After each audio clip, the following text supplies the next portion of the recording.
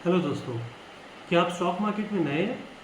अगर आप बिगनर हैं तो आपके दिमाग में ये प्रश्न ज़रूर आता होगा कि आप किस स्टॉक में इन्वेस्ट करें, किस इंस्ट्रूमेंट में ट्रेड करें, बैंक निफ्टी में या निफ्टी में या सेंसेक्स में ट्रेड करें, फॉरेक्स में ट्रेड कैसे करते हैं, बिटकॉइन और इथीरियम में ट्रेड करना कितना रिस्की है, क्या हम यूएस स्टॉक्स में या यूएस इंडिसेस में भी ट्रेड कर सकते हैं। आज की इस वीडियो में मैं आप इन सब प्रश्नों के उत्तर आपको दूंगा, जिससे आपको हर स्टॉक इंस्ट्रूमेंट या इंडिसेस का रिस्क प्रोफाइल पता लग जाएगा, कितना रिटर्न आ सकता है, क्या गवर्नमेंट रेगुलेशंस हैं, क्या टाइमिंग्स हैं, सारी डिटेल आपको बताई जाएगी, जिससे आप अपना सही डायरेक्शन में या सही इंस्ट्रूमेंट में ट्रेड करने में खुद डिसाइड कर पाएंगे। अगली कैटेगरी इंस्ट्रूमेंट्स की है जिस पे आप इन्वेस्ट कर सकते हैं, वो है स्टॉक्स, लार्ज कैप या small cap. Stocks basically individual companies के शेयर होते हैं, जैसे रिलायंस हो गया, एसबीआई बैंक। लार्ज कैप जो स्टॉक्स होते हैं वो बेसिकली बड़ी कंपनीज होती हैं, जैसे रिलायंस, इन्फोसिस, टीसीएस, जिसकी मार्केट कैप सबसे ज़्यादा होती है। और इनको रिलेटिवली सेफ माना जाता है, ये लेस वॉलेटाइल होते हैं, जिससे मैनिपुलेशन कम हो सकती है क्योंकि इनकी शेयर वैल्यू ज़्यादा होती है, और इनको लेस रिस्की माना जाता है, सेफ माना जाता है फॉर इन्वेस्टमेंट। अगर आप ट्रेडिंग स्टार्ट कर रहे हैं तो आप लार्ज कैप से स्टार्ट कर सकते हैं। दूसरी कैटेगरी है स्मॉल कैप, जैसे छोटे शेयर होते हैं, छोटी कंपनीज के, कोई स्टार्टअप हो गया जैसे जोमेटो हो गया या पेटीएम हो गया।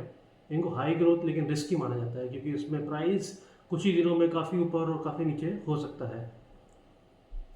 अब इनमें ट्रेड कैसे कर सकते हैं? अब इसमें दो तरीके हैं ट्रेड करने के। इनमें भी या तो कैश सेगमेंट होता है जिसमें आप शेयर खरीद सकते हैं, या फिर फ्यूचर ऑप्शन में ट्रेड कर सकते हैं। मींस ऑप्शन में आप कुछ पैसा देकर आप मार्जिन मनी के हिसाब से ही ट्रेड कर सकते हैं। अब इसमें भी सारे स्टॉक्स में ऑप्शन नहीं होता है, कुछ के लिए एफ ओपन होता है फ्यूचर ऑप्शन, और बाकियों के 100% स्टॉक्स के लिए कैश सेगमेंट तो होता ही है। मींस 500 रुपये का शेयर है तो आप 500 रुपये से ट्रेड कर सकते हैं। ऑप्शन में एक बार ये हो जाता है कि 500 शेयर को आप 10 रुपये में या 50 रुपये में, जितना भी लेवरेज आपको स्टॉक में मिल रहा है, आप कम पैसों में भी ट्रेड कर सकते हैं। और इसीलिए सेबी या गवर्नमेंट हर स्टॉक को या शेयर को, स्पेशली स्मॉल कैप की बात करें, सब में फ्यूचर एंड ऑप्शन अवेलेबल नहीं करता जब तक वो एक टाइम तक स्टॉक मार्केट में ना हो या जब तक वो स्टेबल ना हो जाए। और लार्ज कैप की बात करें, उन सब में फ्यूचर एंड ऑप्शन अवेलेबल रहता है। टाइमिंग्स की बात करें, फिर से 9:15 से 3:30 बजे तक आप शेयर, जब तक शेयर मार्केट एनएससी और बीएससी खुली है, आप ट्रेड कर सकते हैं इंडिया में। सबसे बड़ा फायदा इसमें यह है कि आपकी, अगर आप कैश सेगमेंट में डील करते हैं तो आपकी डायरेक्ट ओनरशिप है उस शेयर की। अगर रिलायंस का आप ले रहे हैं शेयर तो आपकी डायरेक्ट आपके पास ही रहेगा वो शेयर जब तक आप बेच नहीं देते। और growth potential is link to the performance of the company. जिस कंपनी की परफॉर्मेंस अच्छी है, प्रॉफिटेबल है, ग्रोथ अच्छी हो रही है ईयर ऑन ईयर, वो लॉन्ग टर्म में आपको रिटर्न अच्छा दे देती है। लार्ज कैप जैसे मैंने आपको बताया, ये लो रिस्क सेफ स्टॉक माना जाता है, और स्मॉल कैप थोड़ा सा ज़्यादा रिस्की माना जाता है। गवर्नमेंट रेगुलेशंस की बात करें तो ये सेबी रेगुलेटेड है, और बिगनर्स के लिए लार्ज कैप पे ट्रेड करना या इन्वेस्ट करना बेहतर है। नेक्स्ट इंस्ट्रूमेंट की बात करें तो वो है कमोडिटीज़, जैसे कि गोल्ड में ट्रेड करना है या सिल्वर में या ऑयल में। कमोडिटीज़ होता क्या है? कमोडिटीज़ बेसिकली मैंने आपको जैसे नाम बताया, गोल्ड, सिल्वर, ऑयल, कॉटन, इन सब में, कॉपर, इन सब में आप ग्लोबली ट्रेड कर सकते हैं कि जो वैल्यू है उसके हिसाब से आप ट्रेड कर सकते हैं, उसके करंट मार्केट वैल्यू के हिसाब से। और कहाँ ट्रेड करेंगे? इसके लिए मल्टी कमोडिटी एक्सचेंज या MCX के लिए ट्रेड ओपन है, जैसे कि नॉर्मल स्टॉक्स के लिए, लार्ज कैप के लिए रिलायंस, SBI बैंक, इनके लिए NSE और BSE होता है। गोल्ड, कॉपर या कमोडिटी, अदर कमोडिटीज़ के लिए MCX सही है। इनमें ट्रेड कैसे करें? इनमें बेसिकली फ्यूचर कॉन्ट्रैक्ट्स के थ्रू ट्रेड होता है, इसमें हेजिंग और स्पेकुलेशन दोनों पॉसिबल है। मींस आप प्रिडिक्ट कर सकते हैं या कह सकते हैं कि अब मार्केट या ऑयल के प्राइस, ग्लोबल अगर वॉर हो रही है तो ऑयल के प्राइस बढ़ जाएंगे, तो आप उसे खरीद सकते हैं, और कुछ दिनों बाद अगर आपको लगता है बढ़ गए हैं तो बेच सकते हैं।